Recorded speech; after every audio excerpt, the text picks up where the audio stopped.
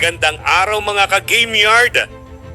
Welcome ulit dito sa AlphaCord Gameyard kung saan inuuna natin ang tamang kaalaman, malinaw na paliwanag at tapat na kasaysayan pagdating sa mga bloodline ng manok. Sa video na ito, tatalakayin natin ang isa na namang requested topic ng isa nating ka-Gameyard. Ang pinagmulan at kasaysayan ng Radio Bloodline na Manok, isang pangalan na matagal nang naririnig sa breeder circles pero madalas ding nagdudulot ng tanong, kalituhan at iba-ibang interpretasyon.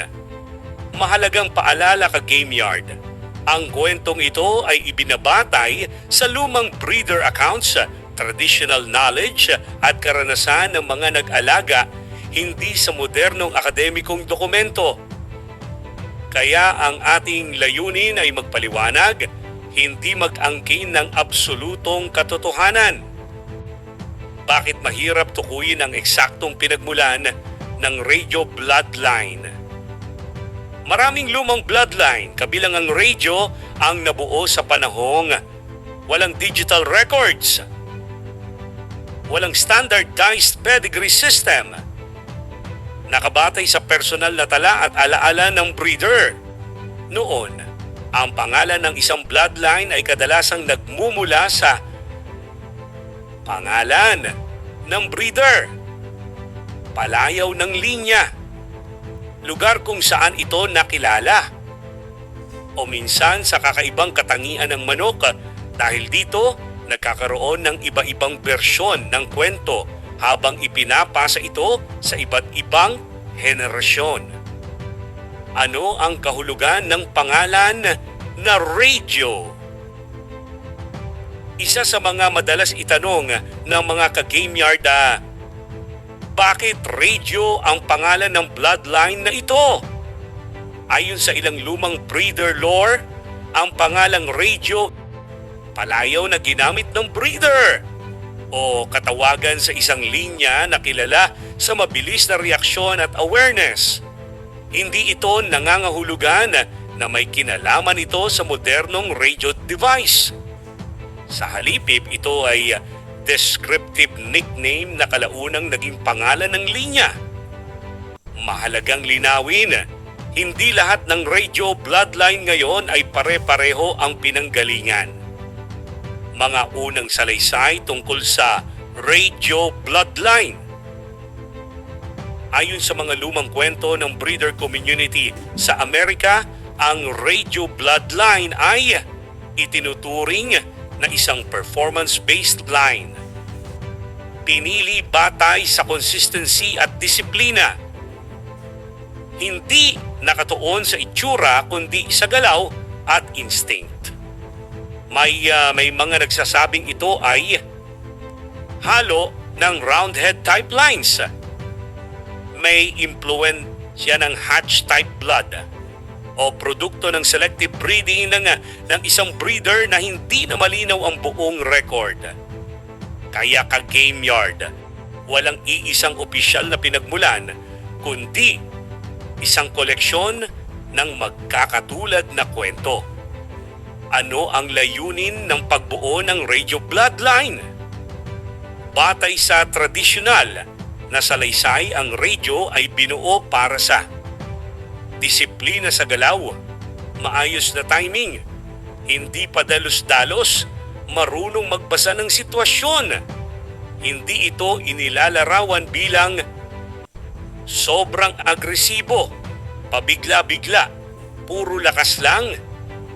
Sa halip, ito ay linya na may kontrol at katalinuhan. Isang katangiang pinahahalagahan ng mga lumang breeder. Pagkakaiba-iba ng radio bloodline sa iba't ibang breeder. Habang kumakalat ang radio bloodline sa iba't ibang breeder, nagkaroon ng iba't ibang variant, magkakaibang selection focus, sari-sariling breeding direction. Dahil dito, ang radio ng isang breeder ay maaaring iba sa radio ng iba. At ito ang dahilan kung bakit hindi dapat husgahan ang isang bloodline based lamang sa pangalan.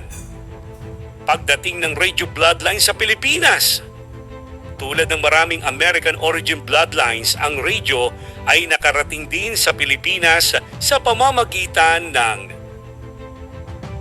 importasyon, palitan ng breeder, personal connections. Pagdating dito, ito ay inangkop sa lokal na klima, isinama sa iba't ibang crossing programs, at ginamit bilang pampatibay ng ilang linya. Sa puntong ito, mas lalo pang dumami ang bersyon ng radio. Radio Bloodline bilang component line. Maraming modernong breeder ang hindi na gumagamit ng radio bilang pure line, kundi bilang component, panghalo, pampaganda ng timing at discipline. Dito makikita na ang tunay na halaga ng radio ay hindi sa pangalan kundi sa traits na naipapasa nito. Karaniwang pagkakamali tungkol sa Radio Bloodline.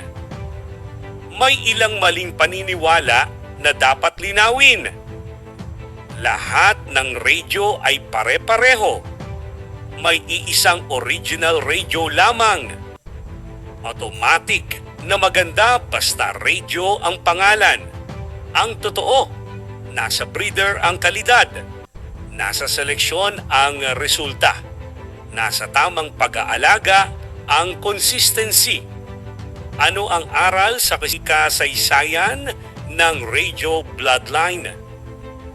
Mga ka-Gameyard, ito ang mahalagang takeaway. Ang history ng bloodline ay hindi laging eksakto.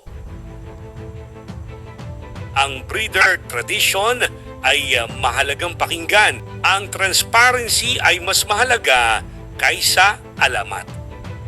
Ang Radio Bloodline ay patunay na ang pangalan ay simula lamang, hindi garantiya. Paano dapat tingnan ng modern breeder ang Radio Bloodline? Sa modernong panahon, ang radio ay dapat tingnan ng bilang historical bloodline, educational reference, component para sa tamang breeding plan. Hindi ito dapat gamitin bilang shortcut, magic solution, dahilan para umiwas sa tamang selection. Mga ka-Gameyard, maraming salamat sa panonood ng ating documentary tungkol sa Radio Bloodline na Manok. Kung gusto ninyo ng mas maraming bloodline history, malinaw at tapat na paliwanag, content na inuuna ang kaalaman, mag-subscribe sa AlphaCord Gameyard. I-comment din kung anong bloodline ang gusto ninyong isunod. Kaalaman muna bago pangalan.